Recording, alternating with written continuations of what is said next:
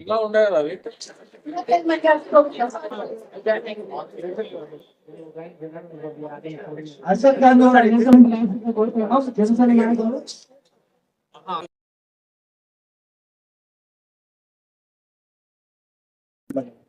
ఇప్పుడు మనం bus pass ఒకటి ఆధార్ కార్డు ఇవి రెండు పెడితే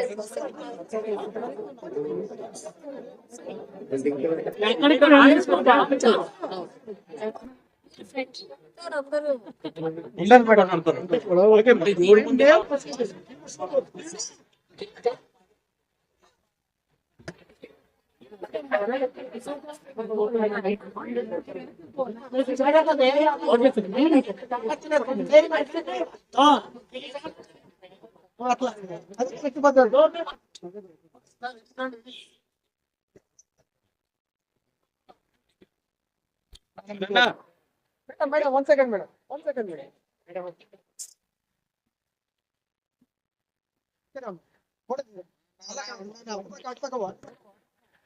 చిన్నగా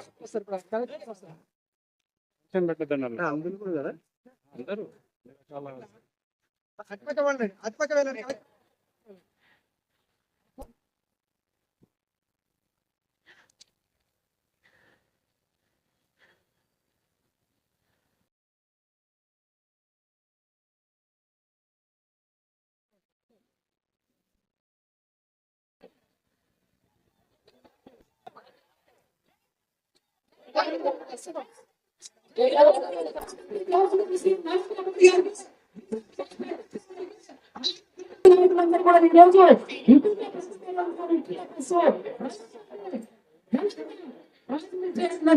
వారికి ప్రత్యేకంగా అభినందన తెలియజేస్తా ఉన్నాం. ఈ వాతావరణం కాలం వ్యాపారం చేసుకుంటున్నారు, ఉద్యోగం చేస్తున్నారు.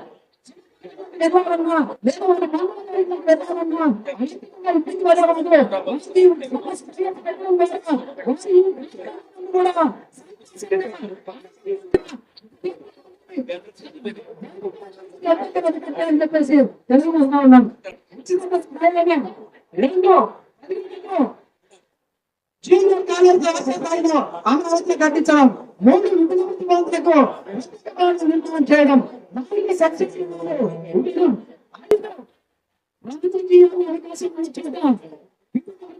రాజకీయ అవకాశాలు కల్పిస్తామని చెప్పేసి హామీ ఇవ్వడం. ఇలా దాదాపు 7 అంశాలు కూడా మొన్న డిసెంబర్ మార్చి 15 తారీఖున మనం అమలు చేసుకుంటున్నామంటే ఇది స్థితి కలిగినటువంటి ముఖ్యమంత్రి స్వభావం అని చెప్పేసి ముఖ్యమంత్రి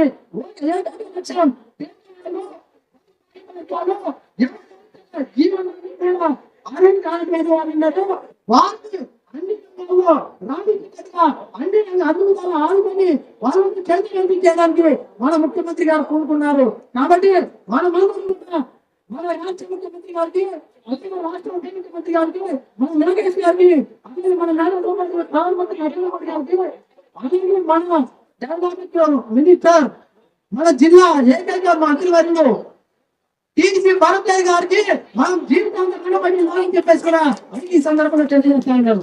ఉచిత బస్ ప్రయాణం ఏదైతే ఉందో ఈ కార్యక్రమానికి ఈ సౌకర్యం అనేది నిజంగా విభిన్న ప్రతిభావంతులకి ఎంతోగా సహకరిస్తుంది. మనం ఆలోచిస్తే ఇంద్రధనుసు కార్యక్రమంలో ఇంద్రధనుసు అంటే 7 సహజంగా చూపుకున్న వాళ్ళు ఇంద్రధనుసును చూస్తే ఆనందిస్తారు, ఆనందం పొందుతుంది. అయితే చూపు లేని వాళ్ళకి ఈ ఇంద్రధనుసు కార్యక్రమం ద్వారా, ఈ స్కీమ్ ద్వారా కూడా ముఖ్యమంత్రులు చంద్రబాబు గారు ఏ విధంగా అయితే ఇంద్రధనుసు చూస్తే ఆనందం కలుగుతుందో, ఈ యొక్క సేవ ద్వారా, ఈ యొక్క స్కీమ్ ద్వారా కూడా చూపు లేని వాళ్ళు కూడా ఈ యొక్క సదుపాయాలు పొందితే ఆనందానికి మించిన ఆనందం తెలియజేస్తున్నాము. అదే కాక ఈ యొక్క విద్యార్థులు అందులోని విద్యార్థులు కానీ, విద్యార్థులు కానీ, చిరు వ్యాపారులు కానీ, ఎవరైనా కానీ ఈ కార్యక్రమం అనేది ఖచ్చితంగా ఎంపవర్ చేస్తుంది.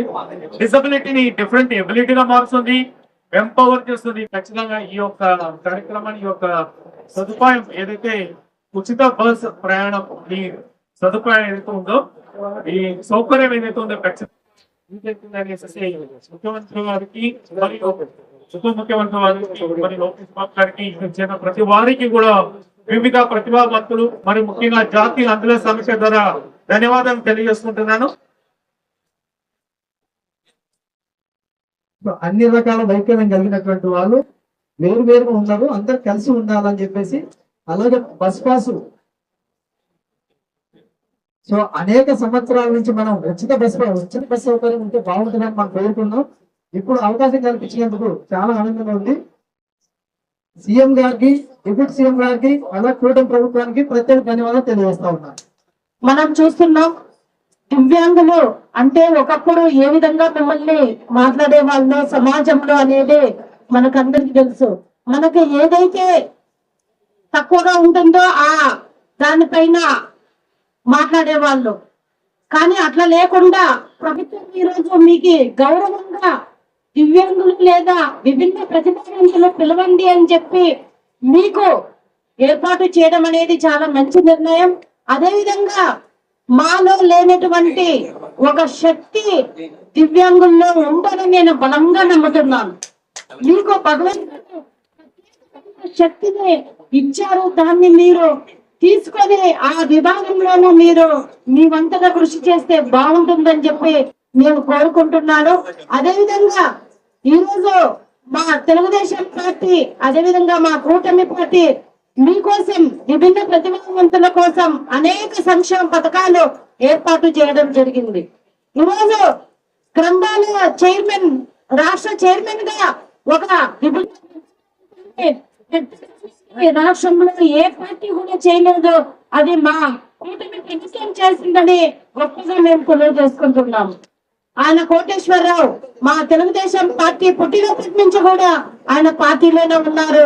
ఎల్లపున్న ఏ విధంగా అయితే ఉన్నారో అదే విధంగా కోటేశ్వరరావు అన్న గారు కూడా అదే విధంగా ఉన్నారు. కాబట్టి ఈ రోజు విభిన్న ప్రతిభావంతుల కోసం మా Telugu Desam party, BJP party, Janasena party కట్టించే మీకు ఏదైతే పథకాలు ఇస్తామని చెప్పి హామీ ఇచ్చారో వాటిని తూచా తప్పకుండా మేము ఏర్పాటు చేస్తామని చెప్పి ఈ సందర్భంగా తెలియజేసుకుంటున్నాం. చంద్రబాబు నాయుడు గారు ముఖ్యమంత్రి వర్యులు ఇంద్రధనుస్సు పేరిట మీకు వరాలు ఇచ్చారు. దానిలో భాగంగానే ఈ ఉచిత బస్సు ప్రయాణం అనేది చాలా గర్వంగా మేము చెప్పడానికి తెలియజేసుకుంటున్నాం. అదేవిధంగా 40% అంతకంటే ఎక్కువ ఉన్న ఈ విభిన్న ప్రతిభావంతులు ఉచిత బస్సు ప్రయాణానికి అర్హులు. మీకు ఖచ్చితంగా ఇంతకు ముందు ఏం జరిగిందో నాకు తెలియదు, కానీ ఇప్పటించే బస్సులు ప్రయాణం చేసిన ఎక్కడ ఉన్నా మీకు ప్రత్యేకమైన గౌరవం ఇచ్చే విధంగా ముఖ్యమంత్రి గారు నిర్ణయం తీసుకున్నారు. కాబట్టి మనమందరం ముఖ్యమంత్రి గారికి ధన్యవాదాలు చెప్పాలని చెప్పి ఈ సందర్భంగా నేను తెలియజేసుకుంటున్నాను. అదేవిధంగా రాష్ట్రం వ్యాప్తంగా దాదాపు 11 లక్షల మంది దివ్యాంగులు ఉన్నారు. 11 లక్షల మంది వాళ్ళందరికీ కూడా ఈ రోజు బస్సుల్లో ఉచిత ప్రయాణం చేయడం, అదే విధంగా మీకు పెన్షన్లు కూడా 3,000 నుంచి 6,000 రూపాయలు పెంచడం అనేది మా కూటమి ప్రభుత్వం ఘనత అని చెప్పి ఈ సందర్భంగా మేము తెలియజేస్తున్నాం. కాబట్టి దివ్యాంగులకు మంచి చేసే ఎవరైనా ఉన్నారంటే అది చంద్రబాబు నాయుడు గారు, పవన్ కళ్యాణ్ అన్న, మోడీ గారే అని చెప్పి తెలియజేసుకుంటూ మీరందరూ కూడా మా ప్రభుత్వాన్ని ఆశీర్వదించండి. మీకేమి ఇబ్బందులు ఉన్నా కూడా మా దృష్టికి తీసుకురండి. ఖచ్చితంగా గవర్నమెంట్ దృష్టికి తీసుకెళ్లి మీకు మీ అవసరాలు తీర్చే విధంగా మేమందరం కూడా కష్టపడి పని చేస్తాం. ఏమంటే 2019-24 మధ్యలో ప్రతి ఒక్క వర్గం చాలా బాధపడింది. దాంట్లో మా దివ్యాంగులు, విభిన్న ప్రతిభావంతులు కూడా చాలా చాలా రకాలుగా అనుభవించారు. కాబట్టి కష్టాలు వాటన్నిటినీ తీరే సమయం ఇప్పుడు ఆసన్నమైనది. కాబట్టి మీరందరూ కూడా మా ప్రభుత్వాన్ని ఆశీర్వదించాలని కోరుతూ మరొక్కసారి నేను తెలియజేసుకుంటున్నాను. జై హింద్, జై కూటమి. మీ అందరికీ తెలుసు పెన్షన్స్ ఇస్తూ ఉన్నాము దివ్యాంగులందరికీ కూడా, విభిన్న ప్రతిభావంతులకి అందరికీ కూడా. మొత్తం 30,150 మంది విభిన్న ప్రతిభావంతులకి 18,66,00,000 ప్రతి నెల కూడా పెన్షన్ రూపంలో డోర్ టు డోర్ ఇస్తూ ఉంది ప్రభుత్వం. అలాగే మనకి వివిధ రకాల ఎయిడ్స్ ల్యాప్టాప్స్ అయితే ఒక 76, టచ్ ఫోన్స్ ఒక 65, ట్రైసైకిల్స్ ఒక 40, వీల్ చైర్స్ ఒక 142, అలాగే హీరింగ్ ఎయిడ్స్ ఒక 32 ఇవ్వడం జరిగింది. ఇదే కాకుండా ఇంకొక 70 మోటరైజ్డ్ వెహికల్స్ కూడా ఇప్పుడు మన జిల్లాకి రానున్నాయి, అవి కూడా ఇస్తాము. ఇదే కాకుండా ఏవైతే ఇంకా అర్హులు ఉన్నారు, ఉండిపోయారు, వాళ్ళకి వెహికల్స్ రాలేదో వాళ్ళందరికి కూడా ఏదో ఒక రూపంలో ఫండ్స్ లో ట్యాప్ ఫండ్స్ ఏదో ఒక ఆల్టర్నేట్ సోర్స్ చూసి ట్యాప్ చేసి ఇస్తామని చెప్పి కూడా ఈ సందర్భంగా చెప్తూ ఉన్నాము. ముఖ్యంగా ఇప్పుడు ఉద్యోగాలకు వస్తే ఇప్పటికే నోటిఫికేషన్ వచ్చింది ఒక 17 పోస్టులకి. ఇంకా మిగిలిన డిపార్ట్మెంట్స్ కూడా ఇంకొన్ని ఇన్ఫర్మేషన్ ఇవ్వాలి. మిగిలిన పోస్టులకు కూడా నోటిఫికేషన్ ఇచ్చి ఏవైతే ఈ దివ్యాంగుల కోటా ఉందో దాంట్లో ఆ కేటగిరీలో ఫిల్ చేస్తామని చెప్పి కూడా ఈ సందర్భంగా తెలియజేస్తున్నాం. ఇదే కాకుండా ఇప్పుడు నేను వైజాగ్ లో జేసీటీగా చేసినప్పుడు కూడా ఈ కేటగిరీ ఆఫ్ పీపుల్ తో వర్క్ చేయడం జరిగింది. ముఖ్యంగా నేను చూసింది ఏంటంటే మీకు ఉన్నంత డిటర్మినేషన్, మీకు ఉన్నంత ఆ దృఢ సంకల్పం, ఆ విల్ పవర్ మాకు ఉండదండి. సో నిజంగా హ్యాట్స్ ఆఫ్ అది ఉన్నందుకు. ఎంత బాగా అంటే వీళ్ళు చేయగలరా, వీళ్ళకి తెలుస్తుందా, వీళ్ళు తెలుసుకోగలరా అని చెప్పి డౌట్ ఉండేది నాకు. బట్ అప్పుడు నేను ఆ పోస్టింగ్ చేసేటప్పుడు ఆ నోటిఫికేషన్ కి సంబంధించి ప్రతి పాయింట్, ప్రతి క్లాస్ కూడా చాలా చక్కగా చెప్పారు. సో మీకున్నంత పవర్ కూడా మాకు ఉండదేమో అని అనుకున్నానండి నేను.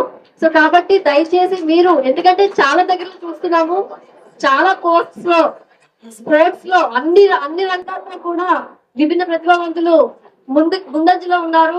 చాలా అవార్డ్స్ కూడా తెచ్చుకుంటూ ఉన్నారు. కాబట్టి ఇది ఖచ్చితంగా మీరు చేయగలరు అనుకుంటే చేయగలరు. కాబట్టి దయచేసి ఆ శక్తిని మీరు గ్రహించి ముందుకెళ్లాలని చెప్పి కోరుకుంటున్నాను.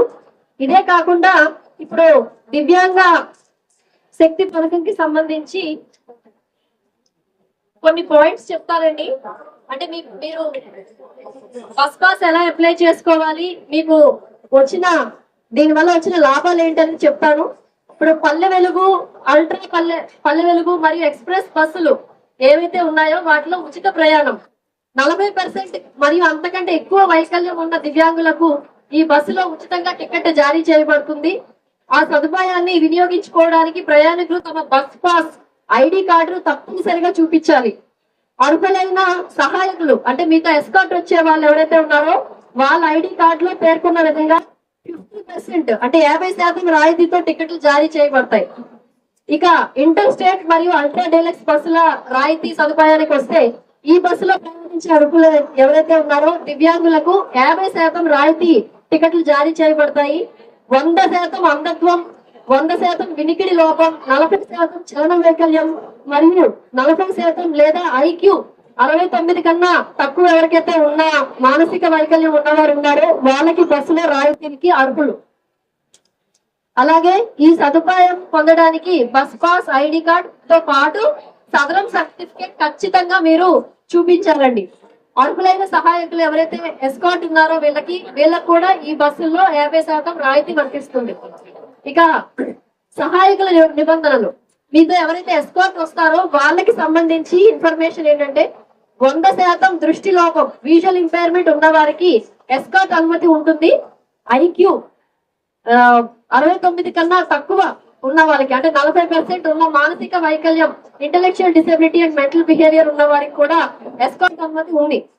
ప్రయాణంలో దివ్యాంగులతో కలిసి ఉన్నప్పుడు మాత్రమే ఎస్కార్ట్ రాయితీ వర్తిస్తుంది. అంటే ఎస్కార్ట్స్ మామూలుగా వెళ్తే వాళ్ళకి వర్తించదు, మీతో ఉన్నప్పుడు మాత్రమే ఈ రాయితీ వర్తిస్తుంది. అర్హులైన దివ్యాంగులందరూ ఈ అవకాశాన్ని సద్వినియోగం చేసుకోవాలని చెప్పి కోరుకుంటున్నాం. బస్ పాస్ పొందే విధానం ఎలాగా అంటే ఆన్లైన్ మరియు ఆఫ్లైన్ మార్గం ద్వారా ఈ పథకానికి సంబంధించిన బస్ పాస్ లు పొందవచ్చు. కొత్త పాస్ కోసం అంటే న్యూ రిజిస్ట్రేషన్ కోసం కొత్తగా బస్ పాస్ పొందాలంటే దివ్యాంగులు తమ సదరం ధ్రువపత్రం, సదరం సర్టిఫికేట్ మరియు ఆధార్ కార్డు రెండు కూడా చూపించాలి. తీసుకొని దగ్గరలో ఉన్న APS RTC bus pass counter ను సంప్రదించి దరఖాస్తు చేసుకోవచ్చు. పాస్ పుస్తకం ఉన్నవారు అంటే ఆల్రెడీ ఎగ్జిస్టింగ్ పాస్ ఉన్నవారు, ఇప్పటికే 50% రాయితీతో కూడిన ఆర్టీసీ బస్ పాస్ కలిగి ఉన్నవారు కొత్త పాస్ కోసం దరఖాస్తు చేసుకోవాల్సిన అవసరం లేదు.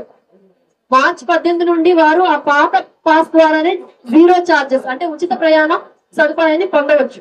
అలాగే digital pass APSRTC mobile app లేదా రాష్ట్ర ప్రభుత్వం మన మిత్ర వాట్సాప్ సేవల ద్వారా QR కోడ్ కలిగిన డిజిటల్ పాస్ ను కూడా పొందవచ్చు. అయితే ప్రయాణ సమయంలో బస్సుల్లో కండక్టర్లు డిజిటల్ పాస్ తో పాటు ఒరిజినల్ సవరింగ్ సర్టిఫికేట్ తప్పనిసరిగా చూపించాలి. సో ఇది అండి దీనికి సంబంధించిన గైడ్ లైన్స్ ఏవైతే ఉన్నాయో బస్ పాస్ ఎలా ఉపయోగించుకోవాలి అని చెప్పి దీంట్లో ఇప్పుడు తెలియజేయడం జరిగింది. ముఖ్యంగా ఆర్టీసీకి సంబంధించి RTC bus stations bus services మీద మీ అభిప్రాయం ఏంటి అని చెప్పి పాజిటివ్ పబ్లిక్ పర్సెప్షన్ అలాగే పబ్లిక్ అందరికీ కూడా క్వశ్చన్స్ అడిగి మీ ఫీడ్బ్యాక్ తీసుకుంటూ ఉంది ప్రభుత్వం. ముఖ్యంగా ఎక్కడైతే ఫీడ్బ్యాక్ మనకి బాగాలేదు, ఫర్ ఎగ్జాంపుల్ అక్కడ వాటర్ సౌకర్యం లేదు, తాగడానికి వాటర్ సౌకర్యం లేదు, లేదా టాయిలెట్స్ బాగాలేవు, అలాంటివి ఏమైనా మీరు ఫీడ్బ్యాక్ ఇచ్చిన వెంటనే మళ్ళీ మేము అది రిపేర్స్ చేయించి మీకు ఆ సర్వీసెస్ మెరుగుపరిచేటట్టు యాక్షన్ తీసుకుంటూ ఉన్నాము. ఇప్పటికీ ఇక్కడ కూడా మీరు చూసుకుంటే ఇక్కడ ఆర్టీసీ బస్ స్టాండ్ కి మిగతా ఆర్టీసీ బస్ స్టాండ్స్ ఏవైతే ఉన్నాయో వాటన్నిటికీ కూడా దగ్గర ఒక 50 లక్షల వరకు రిపేర్స్ కి ఆల్రెడీ గవర్నమెంట్ శాంక్షన్ చేసింది.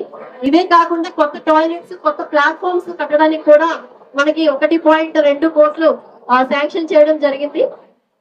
సో కాబట్టి మీరు ఫీడ్బ్యాక్ ఇచ్చేటప్పుడు దయచేసి ఇక్కడ ఎవరైతే పబ్లిక్ ఉన్నారో మనకి కరెక్ట్ గా ఫీడ్బ్యాక్ ఇవ్వండి. బాగుంటే బాగుందని, బాగాలేకపోతే బాగాలేదని ఇస్తే మేము మా సర్వీసెస్ ని ఇంకా కొంచెం మెరుగుపరచుకోవడానికి ఆస్కారం ఉంటుంది. ఇదే కాకుండా ఇంకొక 2 మాటలు చెప్పి నేను ముగిస్తాను. కర్నూలు జిల్లాలో మనకి లిటరసీ రేట్ చాలా తక్కువ ఉంది. ఇప్పుడు కొత్తగా ప్రభుత్వం అక్షరాంధ్ర కార్యక్రమం చేపట్టి దాంట్లో 1,61,000 మందికి ఎగ్జామ్ రాసి దాంట్లో మనకి 99.8% పాస్ అయ్యారు. సో అది ఒక చాలా ఆనందకరమైన వార్త. దానివల్ల మనకు కొంచెం లిటరసీ రేట్ పెరుగుతుంది. దయచేసి ఇక్కడ పెద్దలందరికీ కోరుకునేది ఒకటే, ఆడపిల్లని చదివించండి. ఆడపిల్లని 10వ క్లాస్ తర్వాత పెళ్లి చేసి పంపించేస్తాము, లేకపోతే ఇంటర్ చదివించి పెళ్లి చేసి పంపిస్తాము అనే ఆ ఐడియాని దయచేసి తీసేయండి. ఎందుకంటే ఆడపిల్లలు ఇప్పుడు చాలా బాగా చదువుకుంటున్నారు. మిమ్మల్ని పెద్ద అయిన తర్వాత ఉద్యోగంలోకి వచ్చిన తర్వాత చాలా చక్కగా చూసుకుంటారు. కాబట్టి ఆడపిల్లల్ని కంపల్సరీగా చదివించాలని చెప్పి కోరుకుంటూ ఉన్నానండి. ఈ అవకాశం ఇచ్చిన పెద్దలకి